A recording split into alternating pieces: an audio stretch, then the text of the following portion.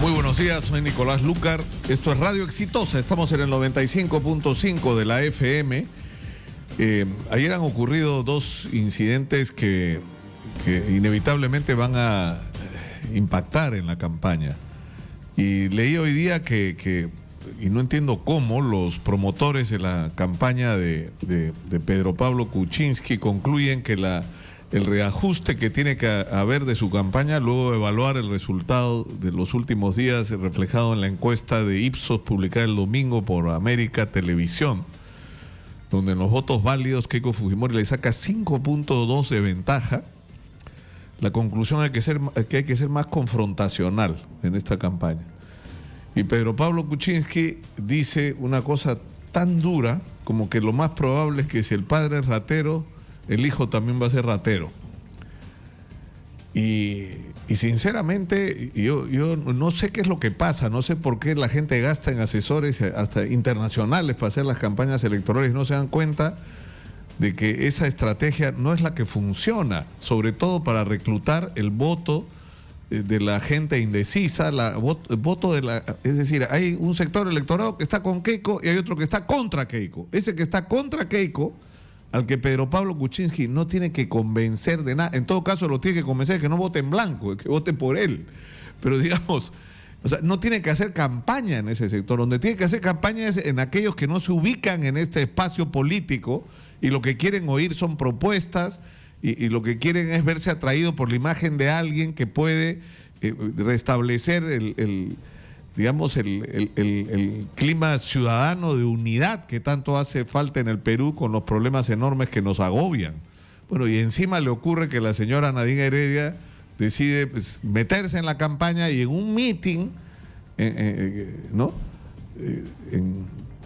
en Pasco, convocado por el presidente de la República en un acto oficial, tiene expresiones políticas, lo cual significa dos cosas complicadas. Una puramente política. ¿Hasta qué punto a Pedro Pablo Kuczynski le conviene que la señora Nadine se involucre en la campaña?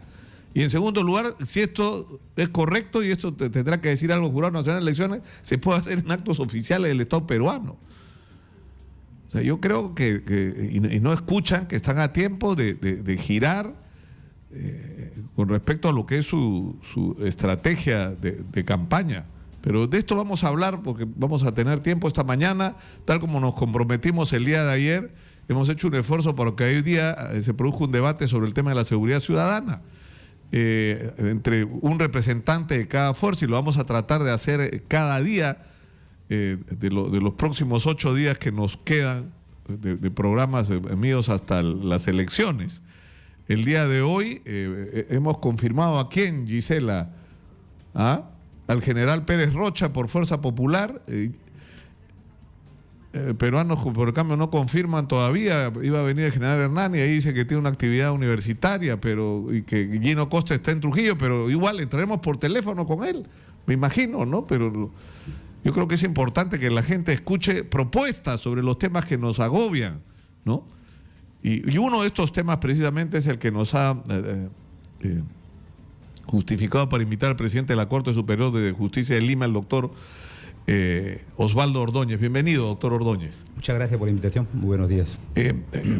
Ayer se ha producido un encuentro entre los representantes del Ejecutivo, del Poder Judicial, del Ministerio Público, como una reacción, digamos, ante la indignación que ha provocado la liberación de delincuentes que no solamente tenían prontuario, tenían antecedentes, sino que se les encuentra con armas, se les encuentra con droga, ¿no? Y digamos, eran una vez más la evidencia de que acá había gente que tal vez debía estar presa, no estaba presa y presumiblemente está involucrada en delitos y sin embargo sale liberada. Y ha empezado una especie de, ¿no? Yo no fui, fue TT, unos echan la culpa a otro. ¿Qué pasó en este caso según la versión de ustedes, doctor Ordóñez? Bueno, ya nosotros queremos en principio agradecer muy de veras vuestra invitación porque nos permite llegar a la población, ¿no? A los ciudadanos. Este tipo de reuniones que se han sostenido ayer, por ejemplo, entre los 3 titulares del Poder Judicial, Ministerio Público y Ministerio del Interior, es positivo, ¿no?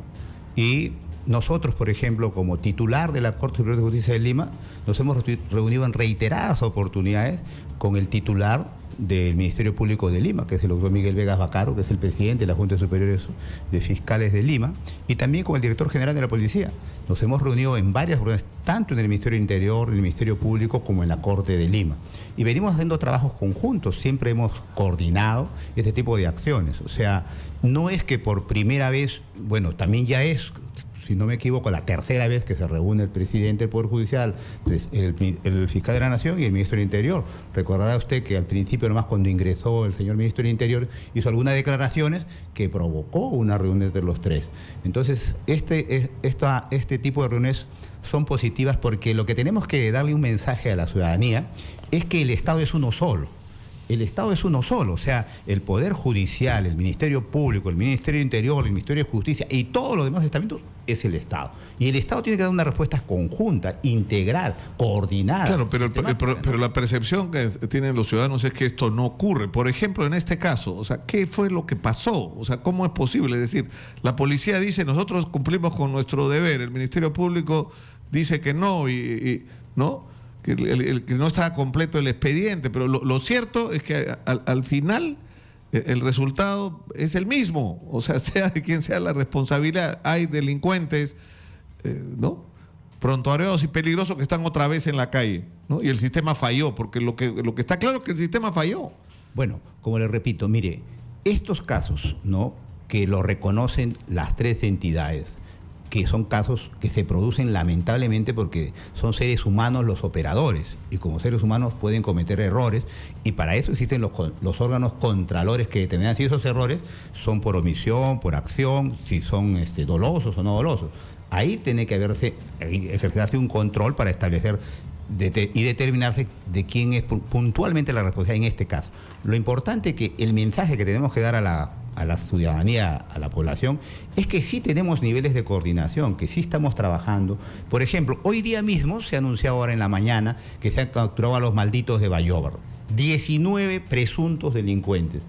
Y eso vemos que así se debe actuar. ¿Por qué? Porque la policía ha actuado en coordinación con el Ministerio Público, han reunido evidencia suficiente y le han pedido al juez ya incluso una detención preliminar. Entonces ahí no hay la menor posibilidad de que esos 19 procesados o presuntos delincuentes vayan a ser procesados con todas las garantías y no tengan la posibilidad de salir libres. Entonces ese es el tipo de trabajo, ese es el tipo de coordinación que se debe haciendo también. Lo que resulta increíble para la gente, que insisto, está agobiada por el tema de la delincuencia y que además nos ha ocurrido, y eso quisiera también conversarlo con usted, que de repente capturan un delincuente y de repente nosotros recordamos en los medios, pero sí hemos hecho reportaje y notas sobre este delincuente hace 6 meses, un año, debería estar preso, ¿por qué no? Y nadie nos da una explicación satisfactoria de que no está preso. Pero, por ejemplo, en este caso, el Ministerio Público dice, y llegaron tarde, ¿no? Faltando 40 minutos para que vence el plazo o algo así. Y que, entonces, pero le dicen al Ministerio Público, oiga, pero usted pudo pedir ampliación y no se hizo. ¿Y por qué no lo recibió el Poder Judicial? Porque ya estaba fuera de hora. Pero esos argumentos para el ciudadano resultan increíbles.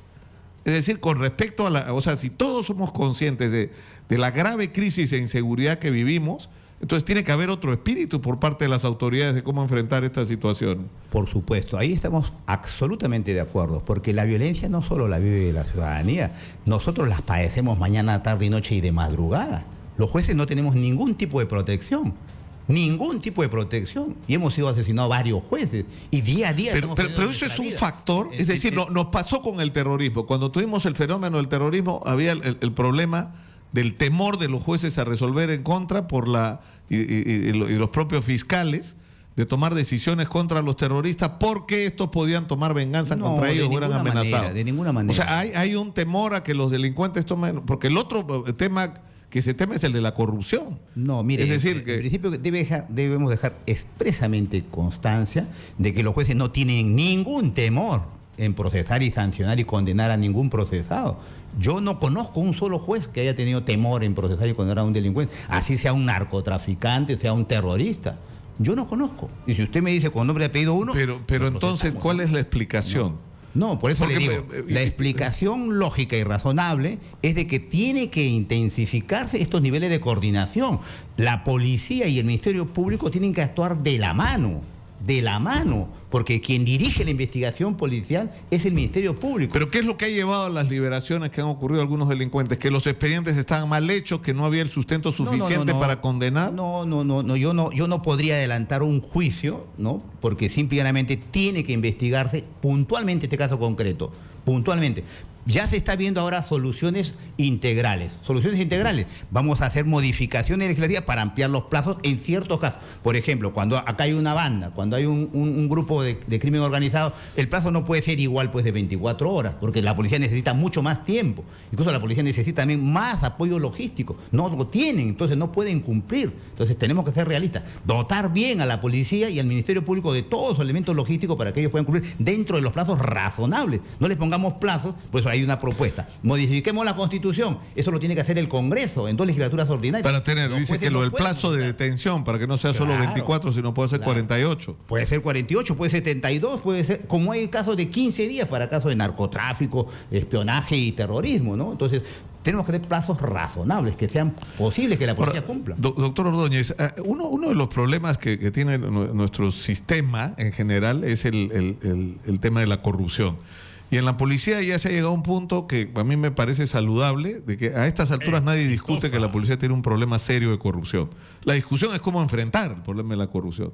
Pero ya, digamos, no estamos discutiendo si el paciente está enfermo, estamos discutiendo cómo lo curamos. El problema es que cuando uno se enfrenta a representantes del Ministerio Público, del Poder Judicial, y habla de corrupción, dice, no generalice, son excepciones. Pero en general no hay la disposición de reconocer que hay un problema con la corrupción en nuestro sistema judicial.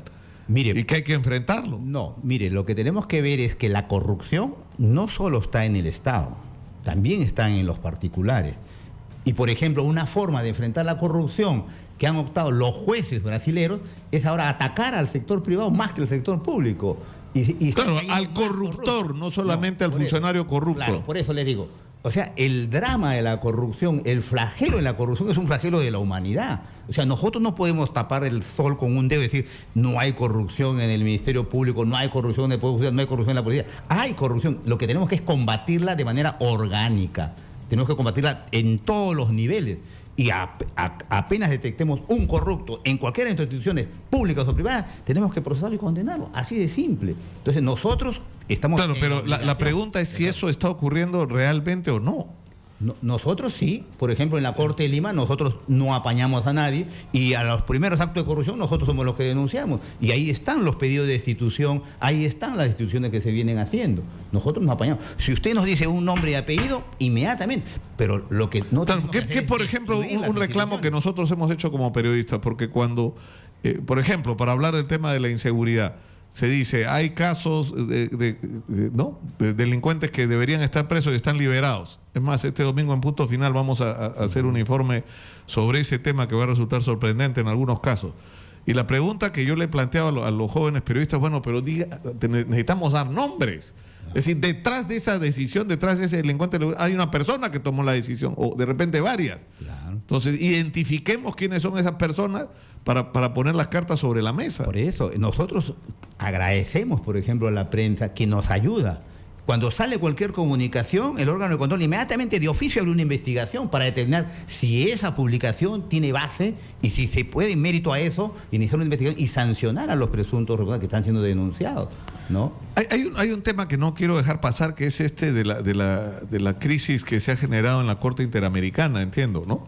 ¿Va a dejar de operar la Corte Interamericana? Mire, precisamente, disculpen la inmodestia, yo he sido recientemente elegido el 20 de abril del año 2016 acá en una asamblea anual de la Federación Latinoamericana, presidente de la Federación Latinoamericana de Magistrados. De magistrados.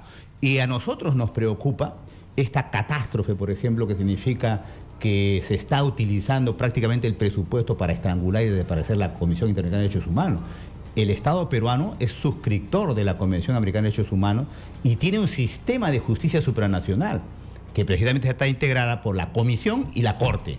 En este momento, el día de ayer, la Comisión Interamericana de Derechos Humanos ha sacado un comunicado mediante la cual dice no tenemos fondos y consecuentemente hemos suspendido todas las vistas. Claro, con profundo pesar nos hemos visto en la obligación de suspender las vistas y los periodos de sesiones previstos para este año debido a la crisis financiera extrema que enfrentamos. Asimismo, el 31 de julio vencen los contratos con el 40% de nuestro personal y no contamos con fondos para renovarlos. Esto significa que miles de víctimas de violaciones de derechos humanos quedarán en un estado de indefensión y el retraso procesal de la comisión volverá a aumentar. O sea, no van a poder operar el resto del año. No van a poder operar. Y no han estado pudiendo operar los últimos años porque simplemente no tienen recursos. No se le dan los recursos. Lo que pasa a nivel supranacional pasa lamentablemente a nivel nacional en diferentes países de Latinoamérica. Que se utiliza el presupuesto para estrangular y simplemente evitar que los sistemas de justicia funcionen. Y eso es peligroso. Porque digamos, el Perú reconoce dentro de su sistema de justicia esto que se llama la justicia supranacional. Es decir, que si uno no está satisfecho con las resoluciones... para recurrir a la instancia supranacional, que es la Comisión y la Corte. Entonces, ¿qué está pasando ahorita? Países, lamentablemente, o gobernantes, para ser más preciso, que no son muy democráticos, no están aportando los fondos que corresponden. Mire, el sistema de derechos humanos de Europa, que solamente protege a 700 millones de europeos, que el nuestro protege a 1.000 millones, tiene un promedio de 100 millones de euros de presupuesto. Nosotros no tenemos ni siquiera 5 millones. Y ahora no tenemos ni siquiera los 5 millones para poder operar. Y el sistema va a colapsar. Si no se le da el dinero a esta comisión. ¿Y quiénes no están dando dinero? ¿El Perú está cumpliendo con sus Bueno, aportes? eso tendría que responder el señor ministro de Justicia, ¿no? Respetuosamente. Yo me resisto a creer que el Perú no esté dando el aporte que le corresponde. O sea, la Corte Interamericana de Derechos Humanos... La Comisión Interamericana, perdón, cierra, es el primer estamento. Cierra en julio hasta el próximo año porque no tiene recursos. Es prácticamente lo que están diciendo. No tiene recursos ahorita para pagar a su personal siquiera, ¿no? Bueno, yo le agradezco muchísimo al doctor Osvaldo Ordóñez por estar con nosotros esta mañana y sinceramente yo creo que esto es un tema clave, ¿no? Es un tema clave y como lo muestra la experiencia de Brasil, es decir, el cambio en la situación de la eficiencia del sistema judicial, pero en la lucha contra la corrupción, en la lucha contra la delincuencia, el papel de los jueces probos y de los dirigentes del sistema judicial que hagan que este funcione es determinante. Lo que está pasando en Brasil es extraordinario. Mire, o sea, más allá, o sea, no se detienen ante nadie, ni ante sus pares cuando han actuado incorrectamente, es decir, no encubren a nadie, ni ante el político, sea del partido que sea, porque la investigación en Brasil sobre corrupción está abarcando todos los partidos políticos, sin excepción. Y no se detienen tampoco ante los poderosos empresarios que han aceitado durante décadas el sistema de corrupción. Así es. Mire, precisamente eso es un rol tan importante que deben cumplir todos los del sistema de justicia, todos, jueces, fiscales, procuradores, hasta abogados, ¿no? Que nosotros como Federación Latinoamericana estamos organizando un Congreso Mundial Anticorrupción. Van a venir expertos que combaten la corrupción de Europa. Estamos haciendo las coordinaciones con precisamente la presidenta de la Unión Internacional de Magistrados, que es la doctora Cristina Crespo, con los magistrados franceses y portugueses, y vamos a traer acá al Perú a los expertos de corrupción para que nos ayuden a combatir la corrupción, ¿no? Yo quisiera, señor periodista, señor Lucar, que me regale unos segundos, porque, mire, yo he venido, siempre que soy invitado a cualquier programa, yo voy. Así en los momentos más duros que nos toca vivir al Poder Judicial, al Ministerio Público.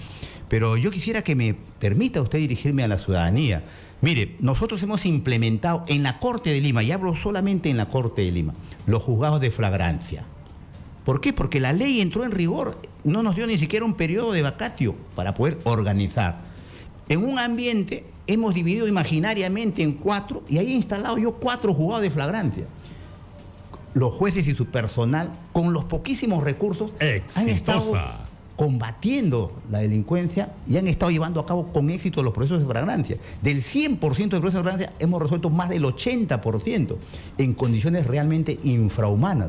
Incluso hay un artículo que ha escrito un periodista respecto de nuestras instalaciones. Pero esas son nuestras instalaciones. Así como a la comisión no se le dan los recursos ni siquiera para pagar nuestro sistema, a su personal, nuestro Poder Judicial no se nos da recursos para tener lo elemental.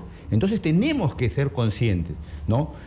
En ese sentido, nosotros no es que digamos, por falta de recursos. No, no es por falta de recursos. Tenemos que enfrentar de manera integral. El Estado es uno solo. Nosotros nos hemos reunido con el director general de la policía en el Ministerio del Interior, en el Ministerio Público, en mi despacho. Y estamos coordinando precisamente para que no se produzcan estas cosas. creamos nosotros directivas, establecemos criterios, ¿no?, donde ponemos por encima de estas normas de rango menor a los principios y valores. Y es por eso que hemos resuelto y hemos evitado que se produzcan estas situaciones, que son temas vacíos legales, pero por eso ya hay propuestas. O sea, también acá, muy respetuosamente, en coordinación con el Congreso, necesitamos modificar algunas normas. Y eso tiene que hacerse, que el Estado tiene que tener y entender que es uno solo y todos tenemos. O sea, cuando modificaron normas, ¿se refiere usted, por ejemplo, al plazo de detención en determinados delitos? Los plazos que establecen, ¿no? Que se dan plazos razonables. Se está hablando de 48 horas, se puede hablar de 72 horas. Pero si es una banda donde tienen pues conexiones a nivel nacional, entonces necesita la policía un plazo mucho mayor para poder acopiar la evidencia, porque no se trata también de detener por detener, porque el juez tiene que ser imparcial. Entonces, al juez tiene que llevársele la evidencia y las pruebas necesarias para que él procese y condene. Sobre todo, pueda el juez condenar, ¿no? Entonces, en ese sentido, creo que vamos a ir mejorando con estos niveles de coordinación. Yo creo que ha sido un buen paso que se hayan reunido, pero no podemos ir por los medios de comunicación ventilando nuestros problemas y acusándonos mutuamente, porque se da una mala sensación. Yo estoy absolutamente convencido que hay miles de policías que sacrifican su vida y que trabajan honradamente, así como hay cientos de jueces y fiscales que sacrifican su vida. Pero por el error de uno, de dos o de tres, no podemos generar y matar nuestras instituciones, las tenemos que fortalecer. El Premio Nobel de Economía 2003 dice que la única manera de salir de la miseria y la pobreza es fortaleciendo las instituciones e institucionalizando la justicia. Y eso es lo que tenemos que hacer, no recortar. Esto supone también la más grande severidad para quienes actúan incorrectamente. Por supuesto, en ese sentido. Creo que eso es un mensaje no solo a la sociedad, sino hacia la propia institución, ¿no? Por eso yo creo ¿cuáles son los estándares a los que está obligado un fiscal y un juez en el Perú? Yo creo que aquí los órganos controladores, tanto de la policía, del Ministerio Público y del Poder Judicial, tienen que actuar con la más absoluta objetividad, ¿no? Muchas gracias a Osvaldo Ordóñez, presidente de la Corte Superior de Justicia de Lima, por estar con nosotros esta mañana. Muy amable usted, muchas gracias. Muy gentil. Vamos a la pausa, regresamos con más. Vamos a estar nuevamente, porque vamos a hacer campaña con esto, con la señora Rosario Chuecas. Ella es subgerente de protección al usuario de Ociptel por el tema de los celulares robados. Vamos a hacer campaña contra esto de los celulares robados, porque tan delincuente es el que roba y mata por un celular como el que compra un celular robado. Comprar un celular robado convierte a esa persona en un cómplice, tal vez hasta un asesinato. Regresamos.